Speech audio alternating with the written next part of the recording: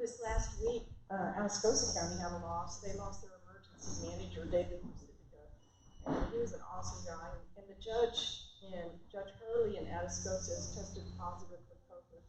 So y'all keep him with his family in prayers. I don't know how bad he is. I'm sure he's probably just on medication, but just lift him up in your prayers. Is there? Huh? Okay. Yeah, there were 2 police officers that lost their lives this weekend down in the town. There were a few that were shot in Parker County though too.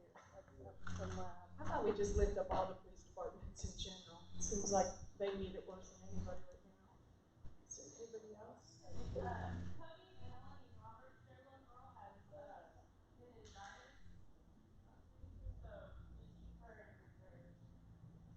Rogers? Roberts. What's her name? Do you know? Ada. The Guerra family, they're from Pleasanton too, but Kelsey Guerra, her husband, Jay, tested positive, and I think he's doing okay, but her mom is on a ventilator, and she's going to miss us. Is it G-A-R-E, Guerra? G-U-E-R-R, Guerra? Guerra. Oh, Guerra, G-U-E-R-R-A. Okay, gotcha. Tommy, did you say something? They're expecting 50% of the people. I've heard one out of those 13, 50% of the people in the coast will be COVID. Yeah, the COVID virus is rampant right now in the coast. I know Corpus has just surged tremendously, so they're getting ready to probably shut it down again. So it's getting really, really serious down there. A lot of beachgoers, people are coming down in droves, and they're going to the stores, of course, to get their supplies, to go hang out on the beach, and they've had a huge surge. So be sure and cover them in your prayers. Anybody else? Let's pray. Father God, we just come before your throne of grace. Lord, we just are very overwhelmed by this virus. But Lord, nothing is done that's not beyond your control. And so, Lord, we just pray that you'll take control of this COVID virus. That whoever manufactured it isn't smarter than you. You can stop whatever needs to be stopped. And Lord, we especially lift up our police forces all over the country. Lord, they are under such attack right now. And Lord, it's not fair for the men and women that are trying to protect and serve and do the right thing. Lord, we know there's always going to be one or two that try to take things into their own hands and aren't always who they should be. And so, Lord, we just pray that people would be discerning and understanding. Help us, Lord, to just live in love and just help them to be strong in you. Father, we pray for the Guerra family and Cody and Melanie Roberts and little Ada, Lord. There's so many that are sick and hurting, and we just need your healing touch, Lord. We need to feel your presence. And thank you for all the love, and we give you all the praise in Jesus' name. Amen.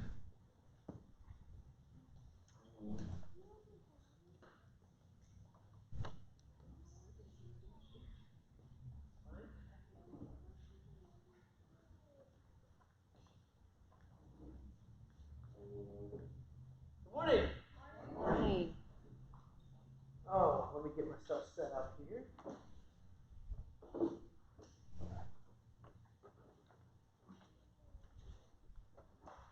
So I'm just really glad to see all of you guys here, both online and in the community center. So today we're going to be starting a 2-part series based on the fundamentals of Christianity. And looking around, I think we've been talking about throughout the service, 2020 is just more than a little crazy.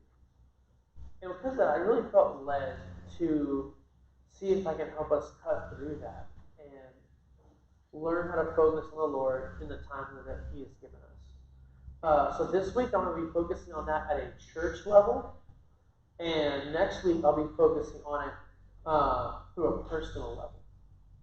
But first, wouldn't y'all like to know who I am and why I'm up here? So My name is Justin Poenisch, and for about the last decade or so, I've been doing college ministry. I've served both at Texas A&M and I've served at UTSA. And the picture up here is actually at UTSA right before we got to baptize our daughter April. It's one of our most fun and proud moments, I think. I'm not sure that she likes it. I'm not sure if I could pick one she would have liked, so I'm sorry, honey. But Anna, my wife, is from Houston, and I'm from Jersey. My grandparents, Adolph and Scott, I'm sure some of y'all know them. They lived in McMullen for quite a while. And to make a long story short, we actually moved here from San Antonio based pretty much solely on God's leading. And we've excitedly gotten to join Tilden Baptist, where we've been met with a ton of love and warmth. Before we get into it, I'd love to pray for us. Man, Lord, I think everybody is scrambling to figure out what to do and how to go about where we're at. And so, Lord, I ask that you would just impact our hearts, you know, each one of us deeply and intimately. And I ask that you would just be speaking through all of this, and any words that are mine, that they would just fall off. Any words that are you, that would just convict and change all of our hearts. In Jesus' name. So, I believe the fact is that we're living in a distracted nation. Obviously, we have a ton of stuff going on nationally, and I think all of us have been dealing with our own personal curveballs. And to be honest with you, I think this has a huge effect on our walk with Christ. Is the mic going in and out? Mic, no one will hear that? I'll see if I can lift them up here in a second, if they keep going out. However, I think we can probably start to deal with some of these things as we kind of identify and categorize them. And it turns it from a big monster into like, oh, I understand what's going on here. My brain can comprehend that. So, the first big thing that I think is distracting us as a nation, it's actually been here for a while, is prosperity. Now, money and prosperity by nature is actually neutral. But it can be a tool used for good and evil. In the Old Testament, God used it as a blessing, and he used it in worship to him. But prosperity and money can actually also be a curse. And think about it. When did the leaders of Israel always stray from God? It was almost always after God had made them prosperous and successful because they were faithful to him. And that blessing that God originally bestowed on them, once they lost focus on the Father, it started to become a curse and a hindrance. And so I'm not saying that prosperity is bad. I think all I want to draw attention to is the fact that it can be dangerous. And it's definitely distracting. And it's helpful for us to know because we live in the most prosperous nation on earth. John Steinbeck, famous for The Grapes of Wrath, he was a Nobel Prize-winning author. He wrote, if I wanted to destroy a nation, I would give it too much. And I would have it on its knees. Miserable, greedy, and sick. He saw the 1920s. He saw the credit burst that led to the Great Depression. He wrote his novels focused on the aftermath of that. So I think he actually has a unique perspective about how prosperity can really affect a nation, for good and for ill. And then you have Joseph Stone. He was a Romanian pastor that served behind the Iron Curtain of the USSR. And his thoughts on prosperity are this. In my experience, 95% of the believers who face the test of persecution pass it, while 95% of those who face the test of prosperity fail. He saw the Christians both in prosperity and under great persecution in the USSR. And this is simply an observation of his experience. But both these quotes actually come from Randy Alcorn's Money, Possession, and Eternity, which is a great book. I would really recommend if you have the time to read it. In his book, he spends a good chunk of it hammering through the specific dangers of both prosperity and materialism. And again, I don't believe prosperity is bad. I just think it's deeply rooted in how we all have raised and been walked through this time. And so it can be dangerous and distracting to our faith. Second, and this has been around for a few years, I believe, is political unrest. I mean, you name it, we have it right now in this country. We have white supremacy. We have a mixing of nationalism and religion mixing together in what we call syncretism, where the gospel is mixed with something else. We have a twisted media where it's hard to figure out who's really telling the truth. We have BLM, we have gay and trans rights. There's so much going on. And everyone seems to be at each other's throats. And it can personally feel like, oh, are we like at the start of a civil war right now? What is going on? I mean, have any of y'all noticed it's so hard to have a productive conversation about any of this if we don't already initially agree on a topic? So I'm not even really advocating a side at all right now. As much as I'm advocating reason and love in the midst of the atmosphere we're in. But I think that's our second distractor, is political unrest. Third, we've been talking about for a while in service. We've gotten hit with COVID-19 or full-blown pandemic that we haven't seen in this country for 100 years. And whatever your stance on how it's affecting us, it's making everything harder. And I know we've seen from our own personal experience, Anna and I, as we close our house, as we're trying to get April to the point where she can start driving, everything is just a little bit harder to do. Everything takes a little bit longer. And I think it raises the fear level. I think Jennifer was spot on in that, both with our kids and with us. It causes more division, and it adds to the already political unrest. And then I don't even want to start talking about, because we'll get sidetracked, all the changes and challenges it has brought to both church and government leaders, as I think they honestly try to lead us the best they can in this area. But this is America as we see it. And I hope you're getting like, oh yeah, though maybe those are some things that I'm distracted with. I know I definitely have. I'm not above any of this. And of course, this is just like a national level. This is something we're all going through together.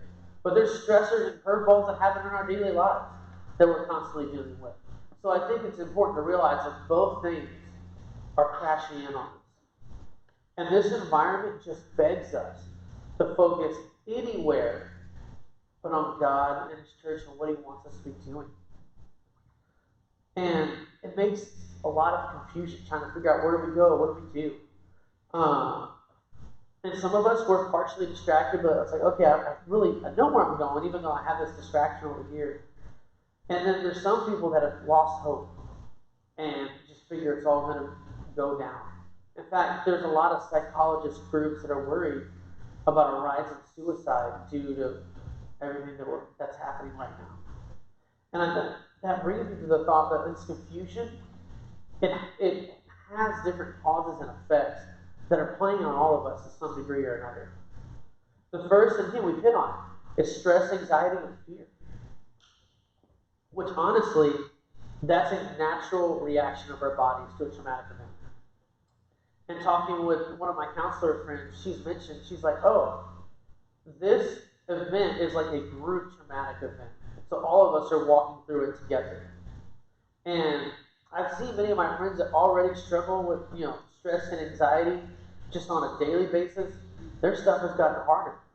And then people that don't even normally struggle, they're like, oh yeah, I don't really have that issue. They're feeling the weight of everything going on, being a little bit harder to achieve, and even looking on the positive side of things. And so all of us are walking through that. And because we have that going on, it's just natural, we also have a lack of productivity. Where I don't think most of us are quite as productive as we were even a year ago. Our thoughts are scattered, there's constantly these brand new hurdles that are coming up. And the reality is, all change costs something. Whenever we change something in our lives, even if it's a good change, it costs something to do that. And a lot of times it's time and energy. And right now, we're being asked to deal with more change as a culture than I think has been asked of us. And, I think it's been more than any of us have seen in our lives. Third, I think because of the fear, the lack of production, people have had time and they're in their fear-based thinking. It's created this polarization of views, where the middle ground feels gone. Almost is like, can I be level-headed? And out with it has gone compromising and sound reasoning.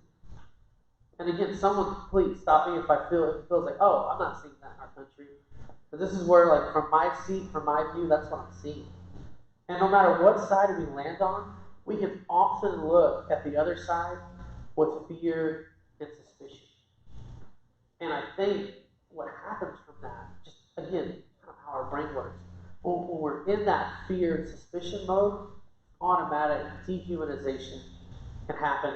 We're like, oh, that person really doesn't want good for our country, doesn't want good for me. And it's easy to slide into. I'm not saying we have to go there, but in this environment, it's easy to slide into. And finally, all of this, it tends to culminate, and it will culminate if we keep going, into chaos and death. And I think riots in most of our major cities are actually proof of that.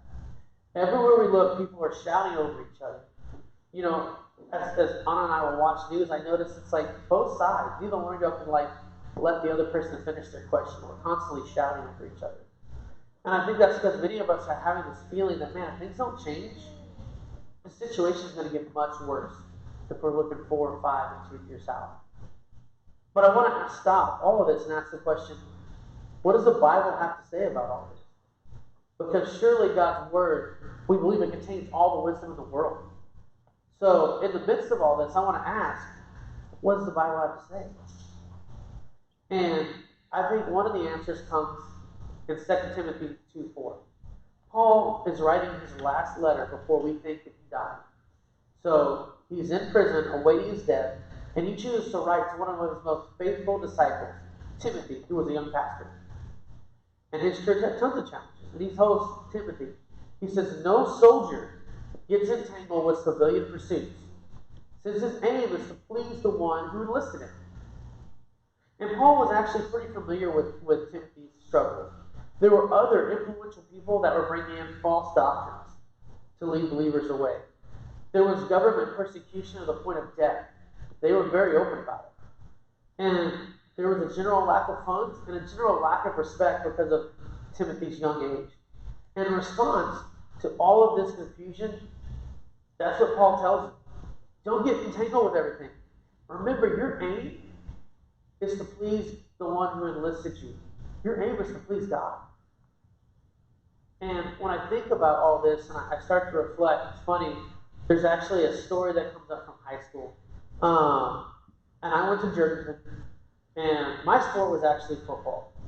And so we were actually pretty bad. But at one point, our defense is doing atrocious. So our defensive coordinator pulled us all together. And this day is like one of the most profound things I've heard about football because it's so simple. He's like, all right, guys. So there's 11 of you. There's 11 of them. If all of you, every play will hit one of them, I swear they're going to have the ball. One of them's going to have the ball. And no matter how confusing it got off the field, the coach was always like, remember your fundamentals. Remember how to tackle. Remember to be aggressive. And if you've ever done UIL, if you've ever done a sport, if you've ever done anything competitive, the coach or the teacher is going to be constantly beating that to our heads. Remember the fundamentals. Remember the fundamentals. Master the fundamentals. And it works so well because it's a truth that God has put into the world. As a church, we need to be able to concentrate and never lose the fundamentals.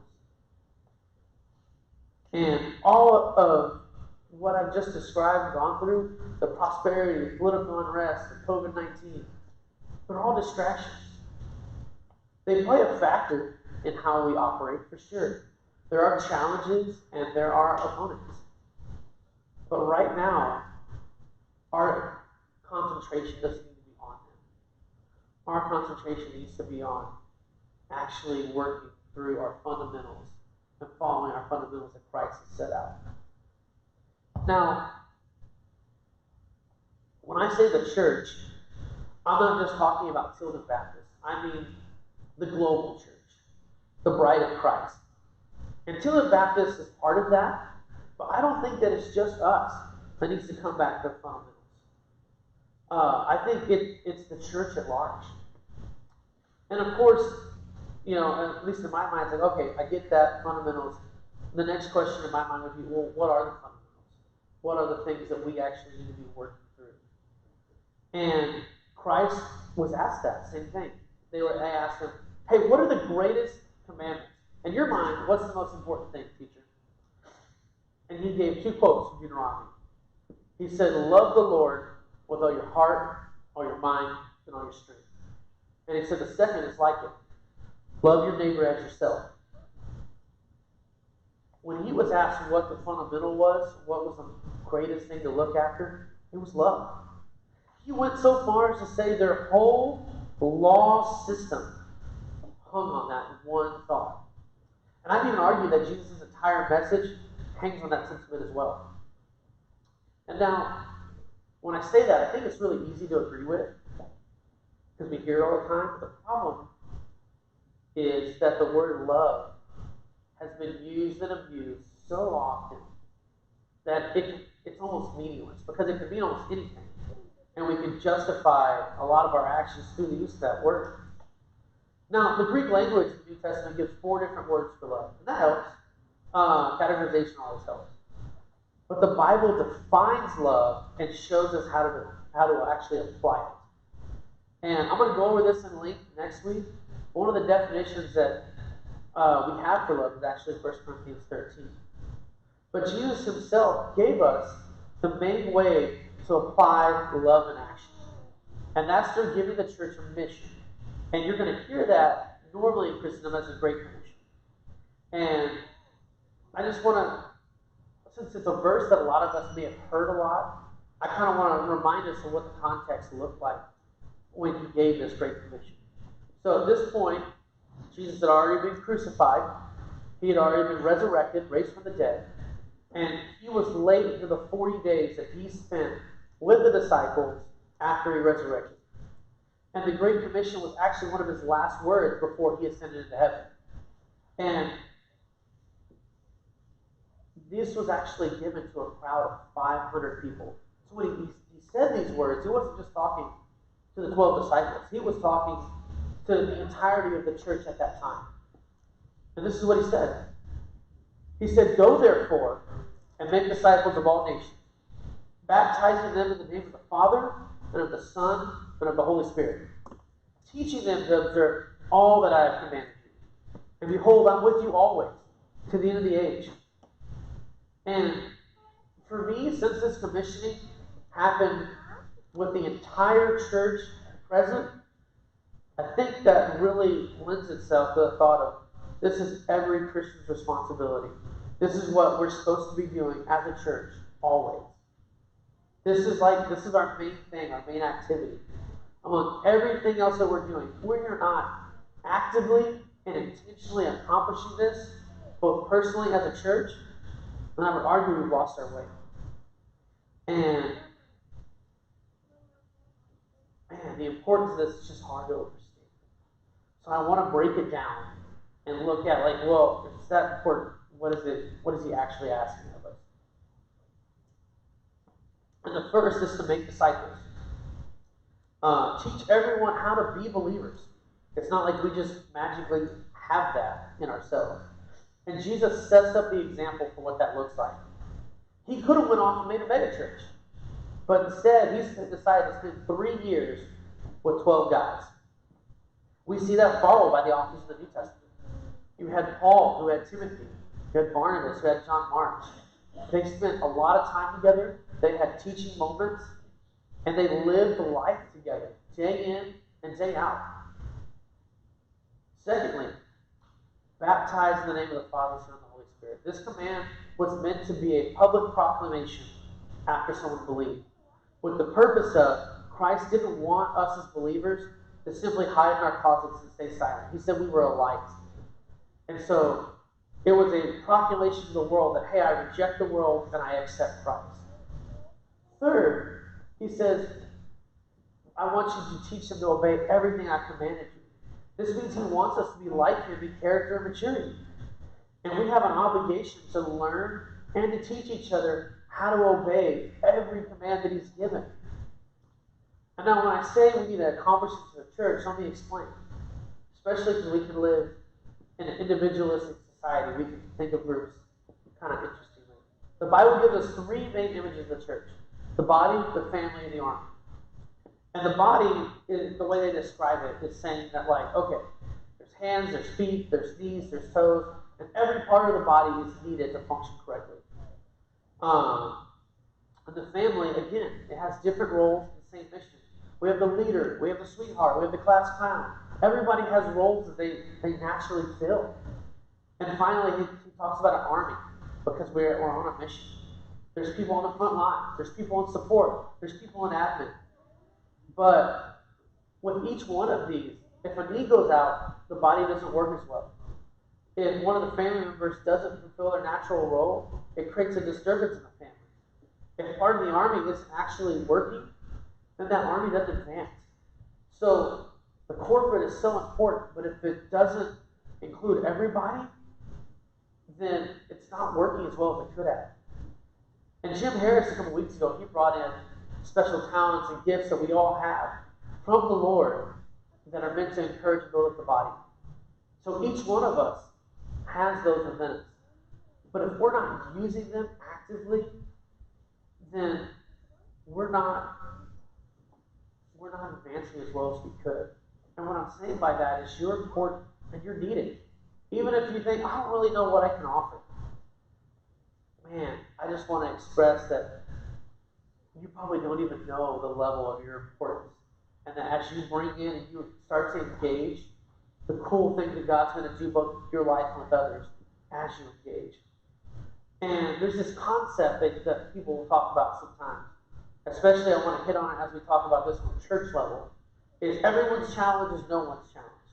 So you can issue out a challenge, and it's easy to agree with that challenge, and then also think it's someone else's job to go out and do it. And I would want to steer us away from that and say that Christ has built himself in each and every one of us. And so each and every one of us is needed in a special way to make the body function. Now, I want to pause for just a second and say if anyone's feeling some kind of weird like shame or guilt, that's not my intention here at all. And this may feel like backpedaling, but I'm not trying to bring any kind of shame at all. In fact, I love the verse in Romans 1 where he says, there is no condemnation for those who belong to Jesus Christ. If you've accepted Christ's work at the cross, he has unconditional love for you. And your worth and what you produce in this kingdom does not equal like how much he loves you. Those two do not go together. And so I say that because if there's anything weird going on in your hearts that I obviously can't see, that's not from the Lord because it doesn't match with his love for you and how he looks at you.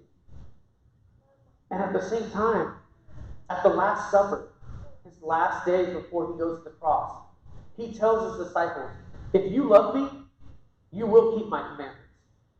So if we're going to say we love Christ, we have to remember that he's our king.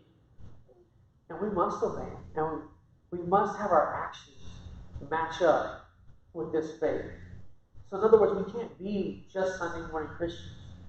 We have to be Christians that live that out, that are obedient to him every day that we live.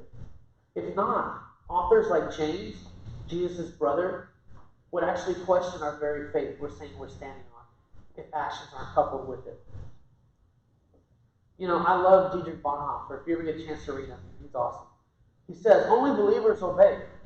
And it has to be paired with the other one. Only the obedient believe. Now, to give you a little bit of background of where he comes from when he says that, he was this hard-nosed German theologian. And he disagreed with the Nazi party and thought what they were doing was wrong. But instead of leaving like a lot of people, he chose intentionally to stay and administer to people there. And ultimately, because of his obedience, he was actually killed by the Nazi party because of his beliefs. And I love that because he was actually practicing what he asked others to do. But the good news is we were never supposed to do this alone. John 14:14, which is the verse right before he saying, if you love me, you'll follow my commands. Right before that, he says, if you ask me anything in my name, I'll do it.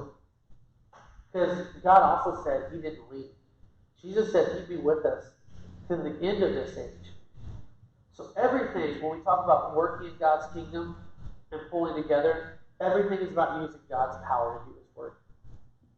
Literally, all we need to do is to show up and to be obedient to what he asks us to do. He's the one that convicts hearts.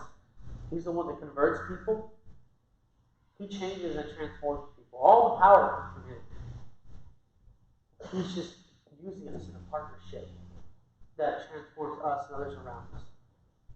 So there's no bootstraps here. He's not calling us to self-reliance. It's probably a pet peeve of mine, but it's one of those things I've seen in the American culture is we value self-reliance. But that's not what we see in the Bible. Instead, even in the Old Testament, God says, call upon me in the day of trouble, and I will deliver you, and you shall glorify me. So what he's asking us in the day of trouble, which I really think it's easy to put that label on 2020, he's not asking us to pull ourselves up by the bootstrap. What he's asking us is to seek his face and to call upon him together on Tuesday nights at 7 p.m.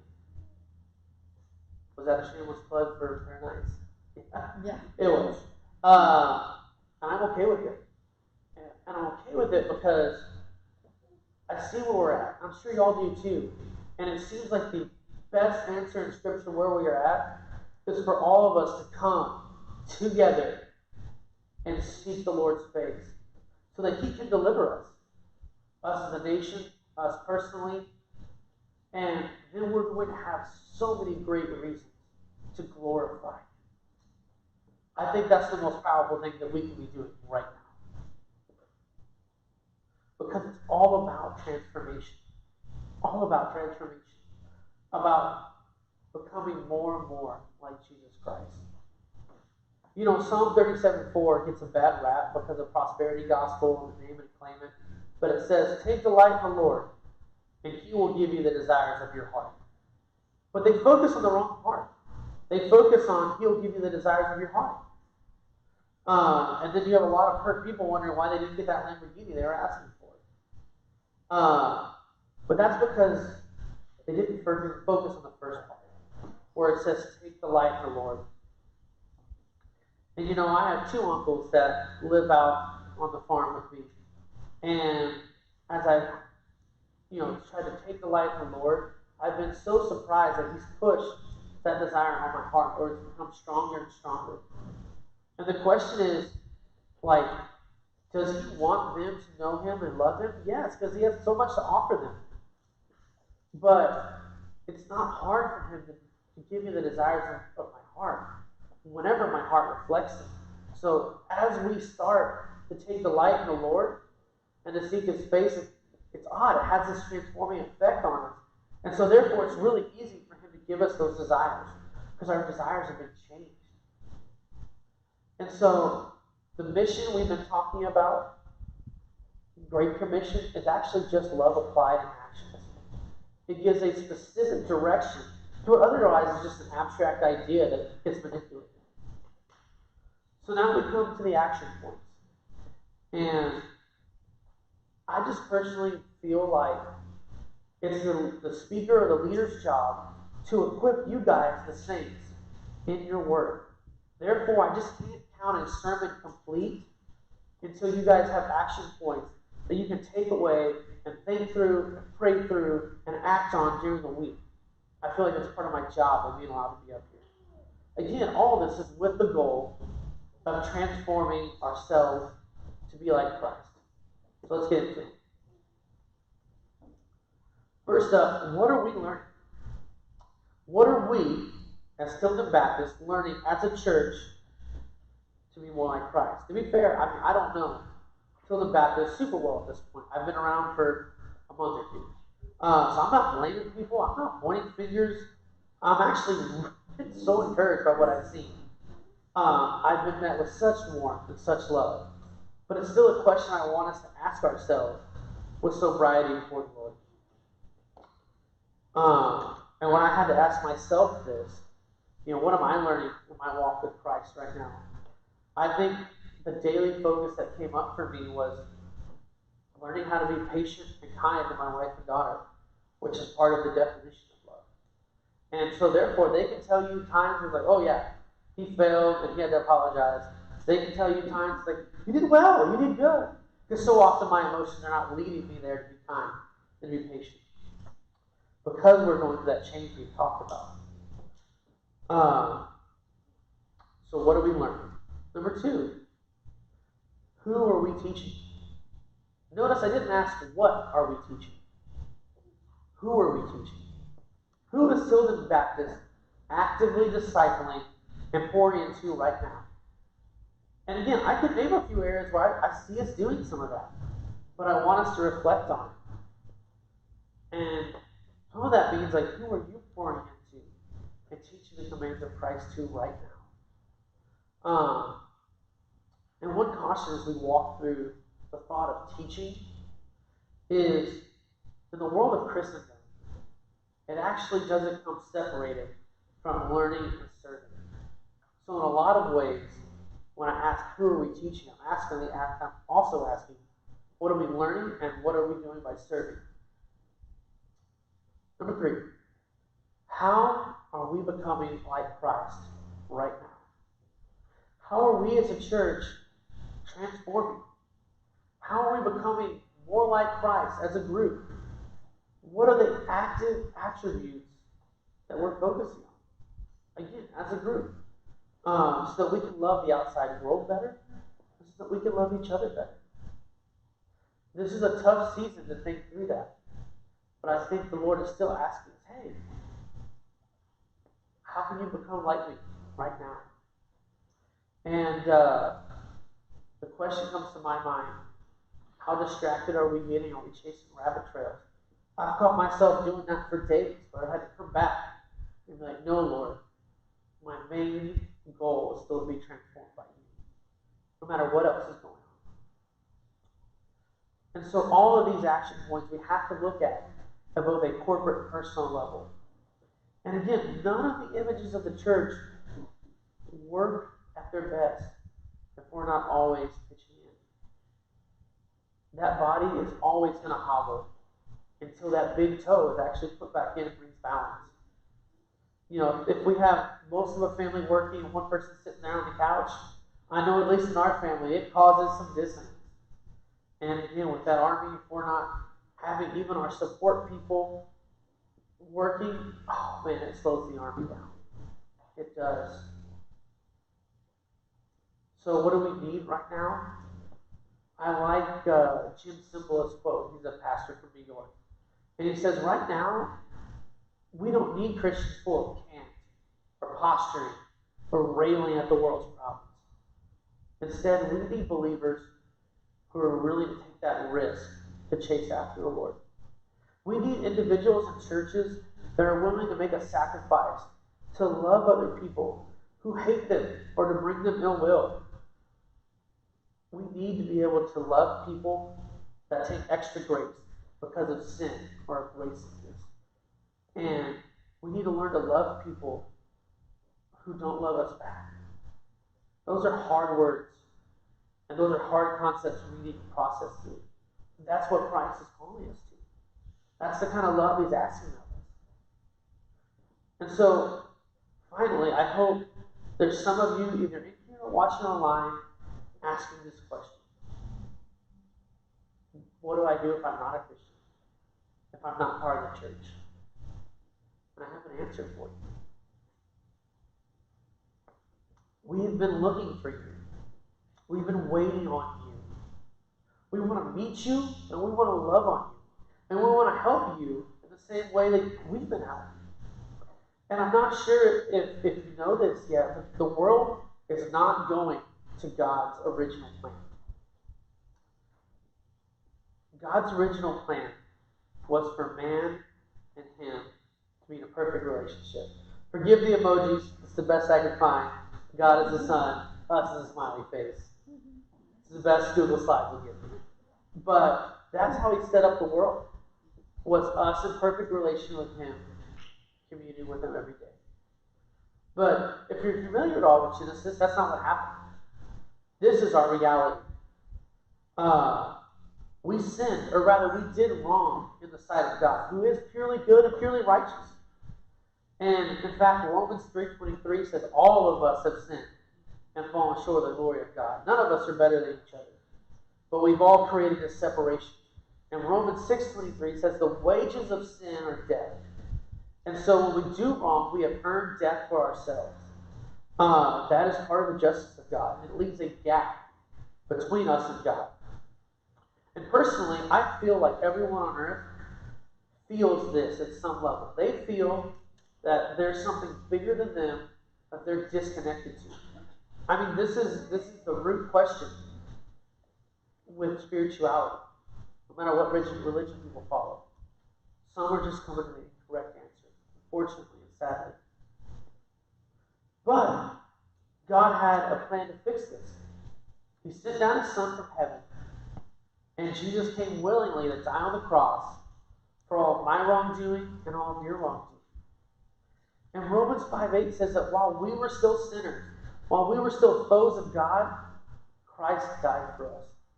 And in doing this, He paid the penalty for sin and made a bridge so we can cross the gap. Romans 10:9 says, if you confess with your mouth that Jesus is Lord and believe in your heart that God raised Him from the dead, you will be saved. And the truth is, there is never anyone who's on their way to Jesus. It's a transactional thing, meaning Jesus paid for our penalty, and we can accept that gift or we don't accept that gift. So either we're separated from God or we're not separated from God. There's no in between here. But if you are separated from God, and your heart will know that, but you want to be with Him, and you've never asked, to be with Him, you've never made that choice, now's a chance. And so what I want to take the time to do as we close is ask everyone to kind of close their eyes and please pray with me if you've never done this before, but you want Jesus Christ as your Savior. Jesus, I have sinned, and I've done wrong in your eyes, but you died for my sins, and I want to put all my trust in your sacrifice for what I've done. Jesus, you are my Lord, and you are my Savior. Please take my life. Make it yours. In the name of Jesus Christ. And if you did that, whether online or here, and you believe in your heart for the first time that God raised Him from the dead, you're no longer separated from God. You're part of the church now. And you're a believer. You're a Christian. Now, Tilden Baptist is not the only church out there. But if you accepted Christ today, whenever you're watching this, would you drop us a line and let us know? We'd love to rejoice with you. If you're in the area and you want to join in on what we're doing, again, email us, call us. The staff, the leadership, the people here are amazing, and they're so loving. They really are. If you have any questions, or maybe you just want some more information, because you're not really sure which way to go, just prick a little bit in your heart, don't be afraid to contact us. We really want to hear from you. We're doing all of this so that we can effectively love each other and the outside world. So please, let us know. That's all. Let's worship together. I